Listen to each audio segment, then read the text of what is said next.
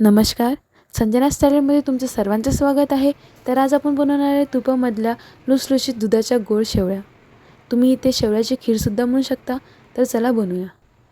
आपल्याला दुधाच्या शेवळ्या बनवण्यासाठी इथे काही साहित्य घेतले आहे. काही ड्रायफ्रूट्स घेतलेले आहे. अक्रोड, मनुके, बदाम. तुम्ही यामध्ये आणखी ॲड करू शकता. तसंच विलायची, घरी बनवलेलं साजूक तूप, साखर, शेवळ्या आणि दूध. तर चला आपण दुधाच्या शेवळ्या बनवूया. त्यासाठी पहिले आपण सगळे ड्रायफ्रूट्स बारीक करून घेऊया. ड्रायफ्रूट्स बारीक झाल्यानंतर इलायची पावडर तयार करून घेऊया. त्यानंतर एका गॅसवर आपण कढई ठेवूया. कढई गरम झाल्यानंतर त्यामध्ये आपण 2 चम्मच साजूक तूप घालूया. त्या तुपामध्ये आपण शेवळ्या घालूया. आपल्याला मस्त तुपामध्ये शेवळ्या भाजून घ्यायच्या आहे. शेवळ्या लालसर होईपर्यंत आपल्याला त्या तुपामध्ये भाजून घ्यायच्या आहे.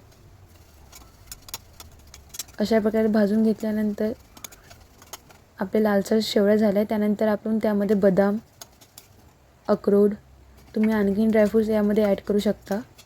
त्यानंतर इलायची पावडर आणि 2 चम्मच तूप घालून मस्त त्याला परतून घेऊया. त्यानंतर आपण इथे घालूया दूध. दुधामध्ये आपल्याला मस्त शिजून घ्यायचे शेवळ्या.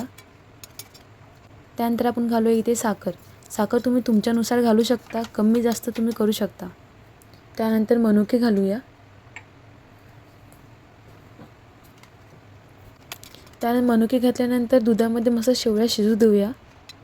त्याला आपण 1-2 उकळी येऊ देऊया. छान प्रकारे याला उकळी आलेली आहे. तसंच त्यानंतर मी यामध्ये कंडेन्स मिल्क घालत आहे. कंडेन्स मिल्क ऑप्शनल आहे, तुम्ही स्किप पण करू शकता. त्यानंतर भरपूर तूप घालून त्याला मस्त मिक्स करून घेऊया. तूप घालून मिक्स केल्यानंतर छान प्रकारे इथे हे आपल्या शेवळ्या शिजलेल्या आहे. त्यानंतर मी इथे काश्मीरी लाल मनुके टाकत आहे.